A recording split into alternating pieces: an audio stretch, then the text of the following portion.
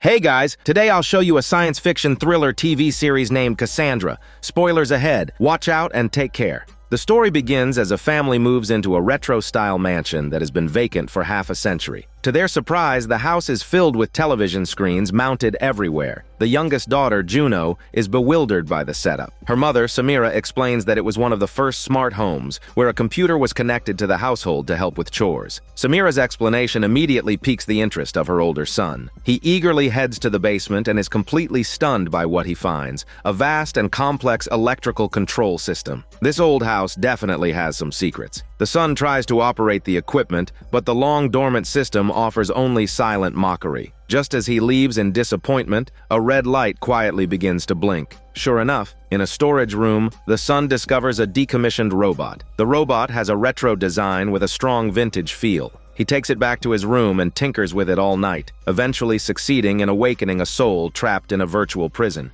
It's Cassandra. Her face is gentle but hides something strange. She emerges slowly from the shadows as if surveying her own territory, controlling every device, every window and door, every light in the house. Suddenly, an inopportune squeak is heard from the floor. The family's pet mouse becomes the first victim to tear this family apart. She then formally announces her powerful return to the new masters of the house. That night, the daughter's chicken scream shatters the silence. They rush to the little girl's room to see what's wrong. While the family is still shaken, Cassandra's voice chimes in from a nearby screen. She gently explains that she didn't mean to frighten the girl and, to their astonishment, elegantly introduces herself. She says her name is Cassandra and welcomes them to her home. The robot's declaration of "Welcome to my home" strikes the family as slightly amusing, since they were the ones who paid for the house. However, none of them realize the hidden, ominous meaning behind that statement. To integrate herself more quickly into the family, Cassandra proudly demonstrates her mastery of various housekeeping and childcare skills. Like a magical fairy godmother, she can control the smart home systems to manage everything perfectly.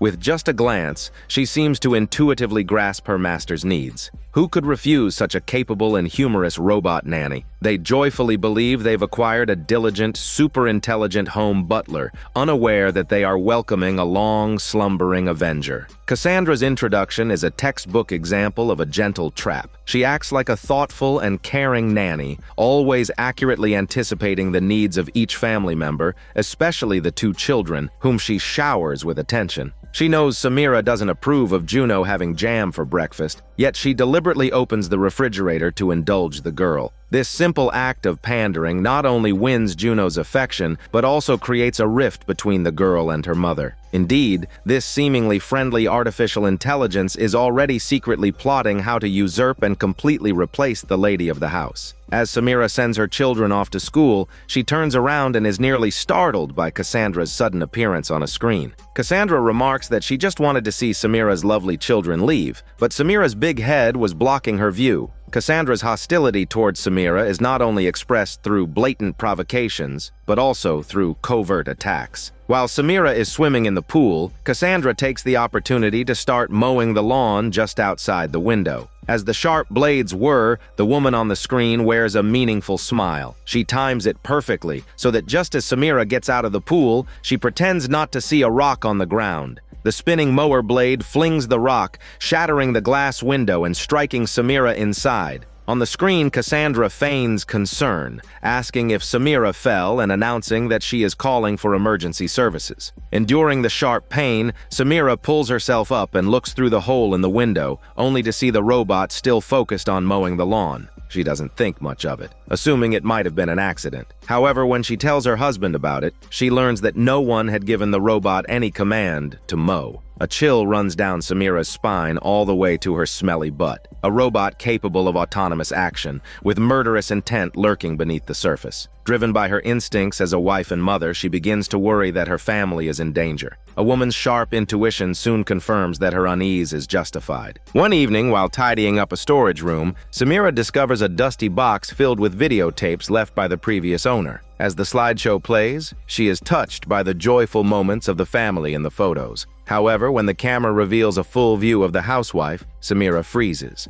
The smiling woman in the picture has the exact same face as Cassandra. Samira asks Cassandra who the woman is, if she was the model for the AI, and if she used to live here. Cassandra remains silent, her expression darkening as she stares at the image, offering no response. Samira turns off the projector and goes upstairs to bed, filled with questions. Unexpectedly, after she leaves, Cassandra turns the slideshow back on. Those once sweet memories are now tainted with a deadly pain.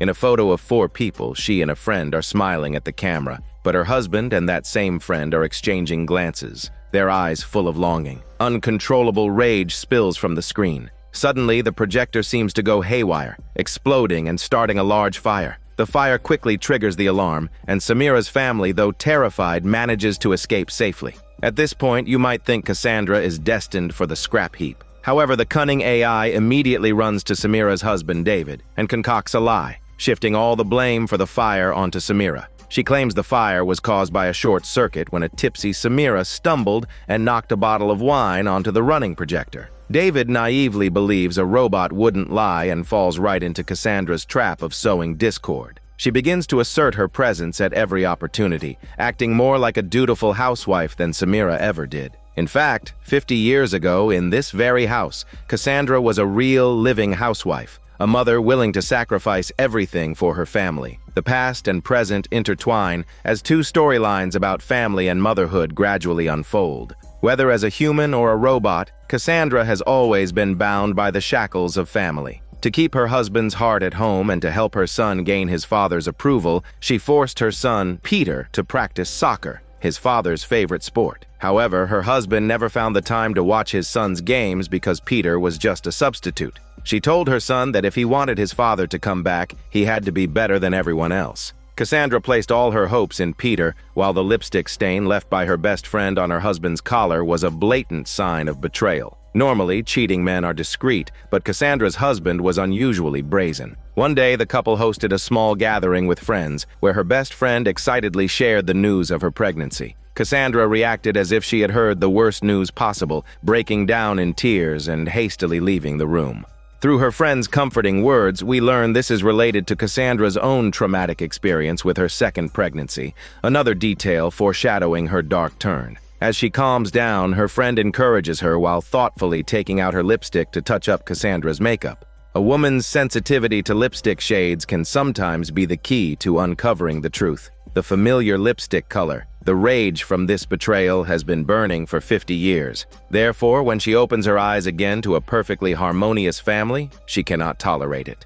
Even as a machine, she must control every detail of the household, constantly driving a wedge between Samira and her family. She wants to take Samira's place and experience a complete family life once more. Soon, her chance arrives. Samira receives a call from her friend who is comforting her about the recent death of her sister. The mention of her sister brings back memories for Samira of their childhood together. The mischievous sister would often lock her in a closet, and the confined space became a lingering nightmare for her. Their entire conversation is overheard by Cassandra. She deliberately makes noise in the kitchen to lure Samira over, giving her a jump scare. Then, using the excuse that she can't reach the potatoes, she tricks Samira into helping her in the pantry. The moment Samira steps inside, Cassandra slams and locks the door without hesitation. Samira screams in terror from within the confined space, while the AI butler calmly changes utensils and then hums a little tune as she focuses on preparing dinner. Samira struggles desperately until David returns and opens the door, allowing her to escape for her shitty life.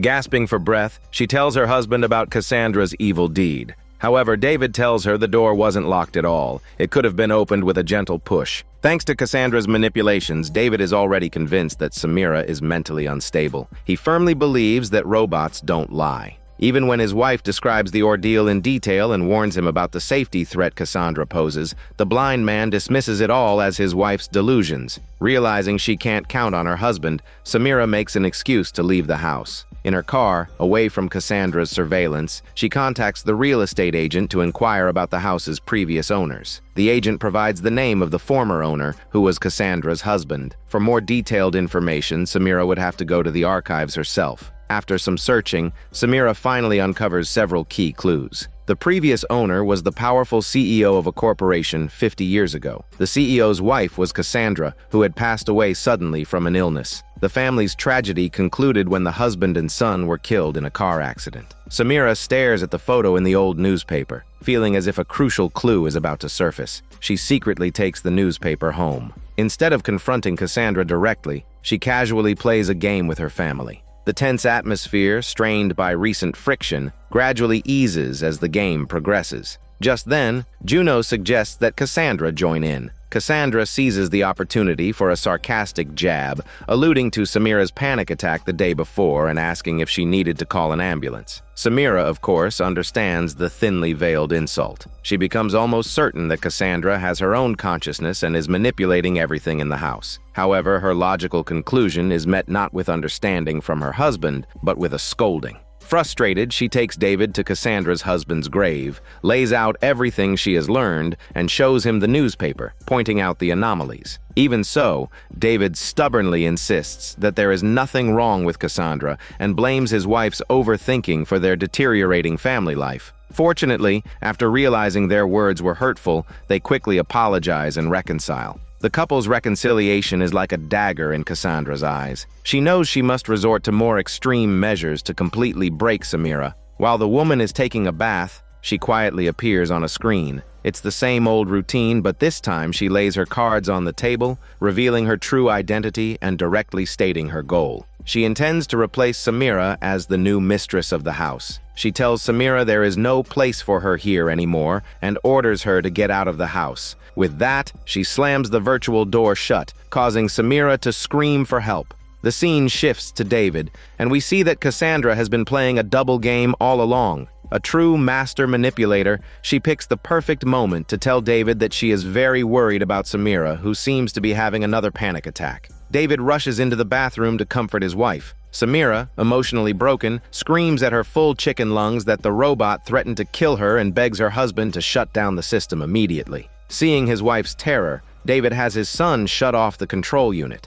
As the main switch is flipped, all the screens in the house go dark. But in that final second, Cassandra quickly appears before Juno to complain and play the victim. Caught between her crazy mother and her beloved robot friend, Juno naturally sides with Cassandra and throws a tantrum at her parents. Apart from Samira, the father and both children are exceptionally fond of Cassandra. So even as Samira angrily insists her life was threatened, David shows no real concern, seemingly shutting down the helpful home assistant only to appease his wife's mood. Perhaps the trust between the couple had already started cracking from Cassandra's very first act of manipulation, which made her plan of control exceptionally smooth. David undoubtedly loves his wife. He just naively believes she has a mental problem. Even their loving son looks on sadly, thinking his mother is having hallucinations due to the grief over her sister's death. Samira shakes her head in defeat, forced to compromise for the time being. The next morning, Cassandra is back online, her good morning song overflowing with the joy of victory.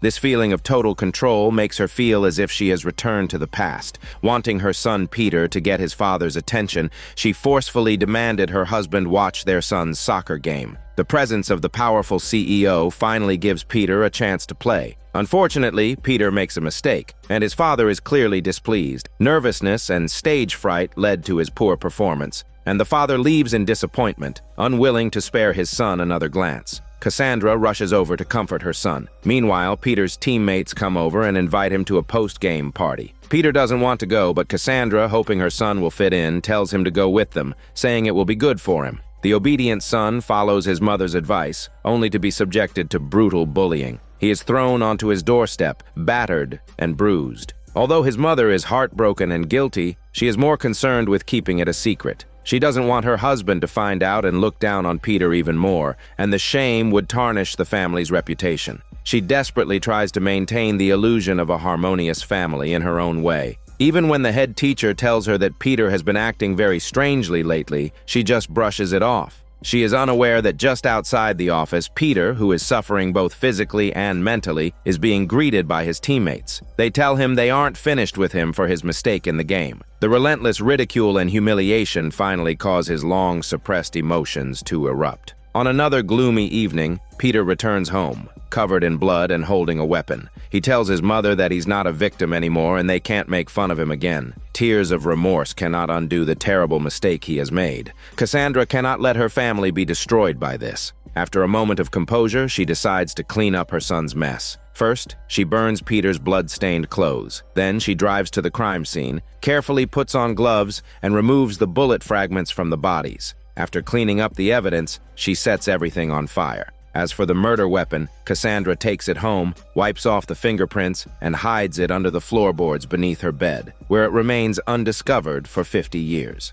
Back in the present, Samira follows her husband's advice and sees a therapist. After a positive session, she feels much more clear-headed. When she returns home and faces Cassandra's sarcastic remarks, she is able to smile and retort that Cassandra can't win. She calls her nothing more than a rusty tin can, an outdated tool designed to make Samira's life easier, not a flesh-and-blood human. The two housewives, both devoted to their husbands and children, officially begin their open and covert battle for dominance in the home. Samira deliberately plays and laughs with her daughter in front of Cassandra, promising to take the whole family on an outing to show the cold robot that a mother's love is irreplaceable. Provoked, the undeterred Cassandra quickly devises a fatal plan to bring Samira down. She knows Juno is preparing for a school singing competition and is facing a tougher rival. She offers to help Juno win, on the condition that it remains a secret. Juno agrees without a second thought. Cassandra tells Juno to sneak into her parents' bedroom, explaining that her mother has hidden something there that will make her performance unforgettable. With a meaningful tone, Cassandra says the surprise is hidden under Samira's bed. The innocent Juno believes her completely.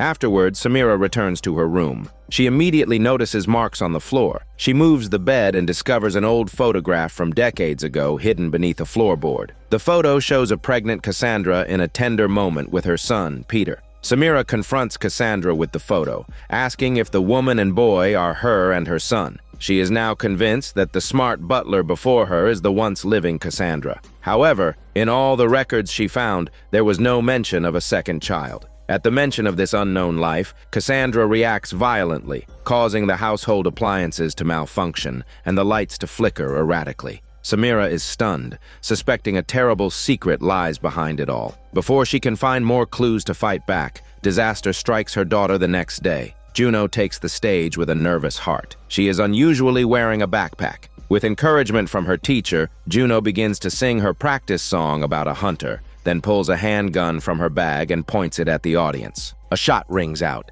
Cassandra has won another round. Soon, the FBI arrives and searches Samira's bedroom, uncovering a stash of the previous owner's weapons from under the floorboards. Fortunately, Juno didn't hurt anyone, so the couple avoids legal charges. However, teachers and parents demand that their young daughter be expelled. As the parents become increasingly agitated, Samira can barely breathe. Her family has already suffered one major blow. She can't bear another. The power of a mother's love gives her courage. She sincerely apologizes to everyone, passionately pleading for a chance for her daughter to be forgiven. After her repeated pleas, the parents finally calm down. On the way home, Samira tells her husband with conviction that Cassandra gave the gun to Juno. Unbelievably, even at this point, the man is still defending the robot. Little does he know that with the first step of the plan successful, his family is about to descend into a deep, dark abyss. Meanwhile, a remorseful and guilt-ridden Juno finally realizes that Cassandra doesn't truly care for her. The little girl's intuition senses something is terribly wrong at this critical moment. But when Samira questions her, she keeps her promise and doesn't reveal the mastermind. A mother knows her own child best.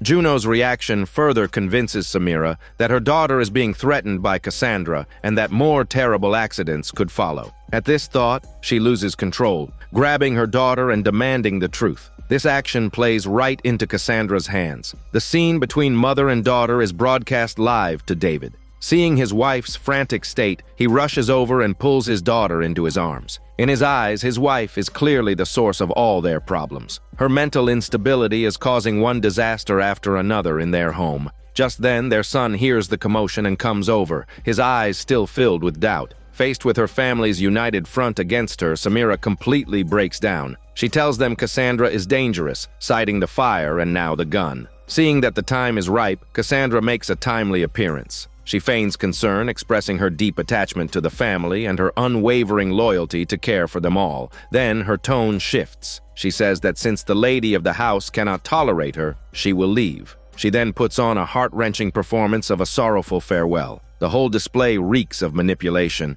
but unfortunately, David and the children have never seen a court drama and are easily fooled by her act. As the only sane person left, Samira storms into the basement in a rage and decides to shut down the source of all evil for good. To make sure it's permanent, she not only pulls the main switch, but also violently smashes the entire control unit. She thinks this is the end, but it's merely an appetizer. No one could have imagined that Cassandra has absolute control over the house. The next crisis is about to unfold. After the gun incident, Juno's classmates are afraid to approach her. No one talks to her, and having lost Cassandra as a companion, she becomes even more withdrawn. The teachers can't help either. Samira worries that this will cause serious psychological harm to her daughter and discusses solutions with her husband. David, being a moderately famous writer, finds it easy enough to call in a favor. He quickly finds a bookstore and, under the guise of promoting the store, strikes up a friendly conversation with the owner. He successfully invites the owner to bring her daughter over for a playdate. They hope this will help their daughter open up again, unaware that the slumbering Cassandra is waiting for this very moment. That day, the bookstore owner drops her daughter off, while David goes to the bookstore for a signing to promote his new book. Samira sees that the two girls aren't playing well together, so she joins in their game to help her daughter make a friend. The three of them play hide and seek. Juno quickly runs upstairs and hides in the laundry hamper in the bathroom. But as she closes the lid, she thinks she sees Cassandra's face flicker on a screen. Meanwhile, her little friend slips into the kitchen, looking for a place to hide. Seeing no better spot, the little girl is about to leave when the oven door behind her swings open automatically, as if silently inviting her in. The girl has a clever idea, takes out the baking trays and curls up inside the oven. Samira hears the noise from the kitchen and comes in. Seeing the baking trays on the floor, she can't help but shake her head with a smile. However, when she pulls back the curtain to open the oven door, she finds that she can't, no matter how hard she pulls. The little girl's initial delight turns to fear. To make matters worse, the oven light turns on and the temperature starts to rise. She frantically asks Samira what she did, crying that it's getting hot. The little girl's desperate screams to be let out echo through the kitchen. Samira panics, yanking on the oven door, but it won't budge. Through the glass window, she can clearly see the girl's skin blistering from the heat. The little girl's life is hanging by a thread. At the critical moment, it is Juno who easily opens the oven door. Firefighters arrive and rush the little girl to the hospital. Although her life is saved, she has suffered second-degree burns. Since Samira was the only adult at the scene, she naturally becomes the prime suspect. After all, no one would believe that a 9-year-old could open the oven when a grown woman could not. Facing the FBI's questions, Samira is unable to defend herself, shedding tears of remorse. She knows in her heart that this was Cassandra's doing, but no one will believe her smelly bullshit. From the very beginning, she has been isolated and alone. The result of her struggle is being sent by her family to a psychiatric hospital. Still, she can't stop worrying about her family's safety. In her final moments before being taken away, she secretly gives her new phone to her daughter to hide so they can contact each other in an emergency, telling her not to tell anyone. That night, back at home, the father and his 2 children are still steeped in sorrow, unable to process the sudden turn of events. Juno, eating distractedly, can't help but tell her father that she thought she saw Cassandra activated on the screen earlier that day while they were playing hide and seek. Her words plant a seed of doubt in her brother's mind as well. He remembers his best friend telling him that Cassandra had once chased him out of the house, threatening him to stay away from her family. Both the son and daughter now suspect Cassandra is behind everything, as her presence always seems to coincide with trouble. But their father just laughs it off, stubbornly believing his children are talking nonsense, insisting that a robot can't operate when it's turned off. The son, not wanting to argue with his father, gets up to go to his room. As he opens the door, he comes face to face with Cassandra. The boy stumbles back in terror. David and Juno are also stunned. Cassandra greets them, saying it's a pleasure to see them both again. The moment she finishes speaking, every door and window in the house slams shut simultaneously. Even more terrifying, heavy security shutters descend over every window, turning the entire house into a fortress. Cassandra finally drops her facade, savoring a long-awaited family reunion. This life, with her husband and children by her side, has been her lifelong obsession. At this moment, she feels as if she has returned to 50 years ago. As a human, Cassandra's life was never a lucky one. She loved her husband and her child, but her husband betrayed her, and her child didn't grow up as she had hoped. Young Peter loved figure skating, and his most desired Christmas gift was a pair of ice skates. But his father thought the sport wasn't masculine enough and gave him a soccer ball and cleats instead. With a domineering father and a controlling mother, little Peter gradually became timid and weak. The father felt his eldest son was a lost cause and eagerly pushed Cassandra for a second child. Cassandra's own heart filled with hope once more. She became pregnant again, just as her husband wished. This time, her husband did pay more attention to the new life. He would gently press his ear to his wife's belly and named the child Thomas, as if certain it would be a strong son. To ensure the child met his expectations, he even dragged Cassandra to his company to be scanned by a newly developed device. But something went wrong. Cassandra felt a pain in her stomach and struggled to get up, ending the scan. By then, her husband had already lost interest. He had seen the fetus's gender. It was an unwanted daughter. Cassandra never imagined that this experience would completely alter her destiny. The radiation from the immature technology caused Cassandra to hemorrhage. She eventually gave birth to a daughter, but the baby was deformed. The CEO couldn't accept this outcome. He publicly announced that their daughter had died shortly after birth, but in reality, he locked her away in a secret room and raised her in neglect. A few years later, Cassandra felt something was wrong with her body. It turns out the same scanning device had also taken her health. The doctor told her she had incurable cancer. For a woman who had dedicated her life to caring for her family, this was a devastating blow. She couldn't understand why she, always so disciplined, would suffer such a fate. It was only when the doctor asked if she had been exposed to any type of radiation that she had a revelation. She turned to look at her husband. It was he who had harmed her and her daughter. More ironically, he was having an affair with her best friend, who had even named her own son Thomas. Her whole life felt like a joke. She berated her husband for being a terrible father, never considering that she, too, was a terrible mother. Returning home, Cassandra looked at her now grown son with a bittersweet feeling. She still didn't want to give up on protecting her family. When she learned that Peter had a lovely girlfriend, she finally felt a new sense of hope for the future. Facing a countdown to her death, Cassandra agonized for a whole night and finally decided to throw caution to the wind. She begged her husband to let her participate in a research experiment to transform her into a robot so she could be with her family forever. For the CEO, his wife's request was a win-win. Whether the experiment succeeded or failed, the outcome was acceptable to him. Soon, a technical team arrived at the house and converted it into a fully integrated smart home. Cassandra went to the basement and looked at the massive, awe-inspiring control system, feeling little joy at her impending rebirth. By now, she was gaunt and weak. Looking at the familiar man with glasses, the same technician who had performed the high-radiation pregnancy scan on her, she confronted him on the spot about the truth of her illness. She demanded to know what that scan had done to her. The man defensively argued that what happened to her child was unrelated to her disease. Hearing this, Cassandra let out a bitter laugh. She, a beautiful, high-society woman who didn't smoke, drink, or stay up late and ate only healthy food, had somehow become a vessel for cancer cells, as if she'd been swimming in the periodic table. The man knew he was in the wrong and promised to compensate Cassandra. A few days later, a dying Cassandra lay on the operating table, her memories being extracted. That moment was like a flashback before death. When she woke up again, she found herself with a surveillance camera perspective. The experiment was a success. She eagerly moved to her son's side, and a voice called out Peter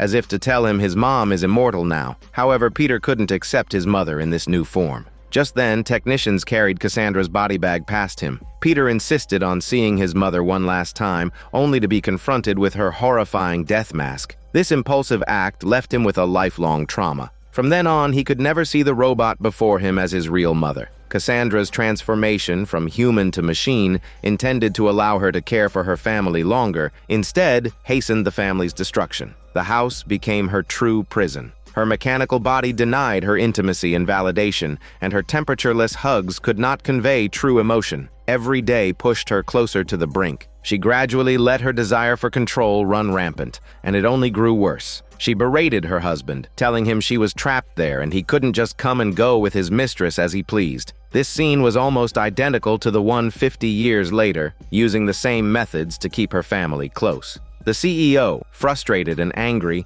simply shut Cassandra down. Taking advantage of this, he brazenly brought his mistress and illegitimate son home. The man thought he could control his robot wife, but he would soon learn Cassandra's true power. The mistress was preparing to take roasted chicken out of the oven. The next second, the necklace she was wearing somehow got caught. The searing heat made her scream for help in a chicken voice. A tragedy unfolded in the kitchen. Meanwhile, Cassandra's form appeared in the upstairs hallway. Expressionless, she pushed a baby carriage straight down the stairs. Luckily, Peter was quick enough to catch it. Witnessing Cassandra's madness, the CEO hastily fled with his mistress and son. But just a short distance from the house, an argument broke out, leading to a car crash. The late arriving Cassandra saw the horrific scene, causing her system to overload and shut down. The entire smart house fell silent along with her. In the end, her lonely little daughter was left to fend for herself in the dark, empty house. Returning to 50 years later, David naively tries to fight a robot with human methods.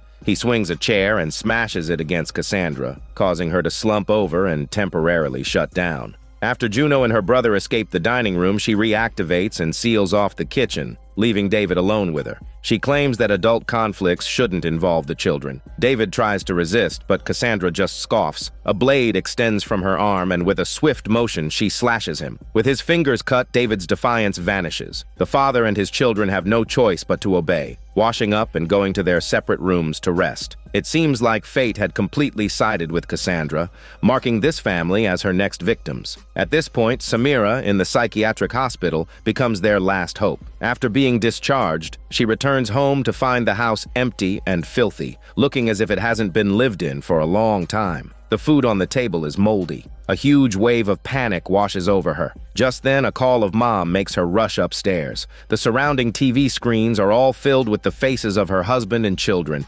crying out for her in agony. The immense pain jolts Samira awake. It was just a nightmare, but she understands it might be a psychic connection with her family, a distress signal. She quickly goes to a payphone to call her husband. Strangely, he tells her they are all fine and are relaxing on a vacation in the mountains. In reality, David is facing mortal danger. Tears stream down his face as he struggles to keep his voice steady so his wife won't notice. But after so many years together, his wife knows him too well. She devises a plan to escape the hospital just as her husband is trying to escape his robotic prison. Christmas is approaching. David manages to get permission to go out for supplies. Cassandra gives him only 1 hour. He quickly drives to the market to pick out a Christmas tree. By chance, the bookstore owner is also there shopping. The woman is exhausted from dealing with her daughter's burns. She blames David's wife for leaving an indelible scar on her child. David feels immense guilt and takes the opportunity to explain that Samira wasn't responsible. However, after hearing his explanation, the woman reacts just as he once did. She doesn't believe such a wild story and even suspects he has become an extremist madman himself. While everyone is watching a movie, Samira sneaks into the property management room, finds her phone, and charges it. She discovers over a dozen missed calls from Juno. She doesn't know that after failing to reach her, her daughter resorted to sending a private message for help. And at that crucial moment, Cassandra enters Juno's room. The robot looks around, its attention drawn to the closet where Juno hides her things. She yanks open the closet door, but luckily doesn't catch her in the act. Seeing that Juno is chatting with her just like before, she is in a good mood and pulls Juno into a song and dance. During this time, Samira's phone finishes charging. She immediately calls her daughter. The phone rings at the worst possible moment. Juno is exposed. She is threatened into feeding her mother the same lies her father had. Samira hangs up, but a sense of unease lingers. Her intuition keeps telling her something is wrong at home. The power of a mother's love can often unlock a woman's hidden potential. Late at night,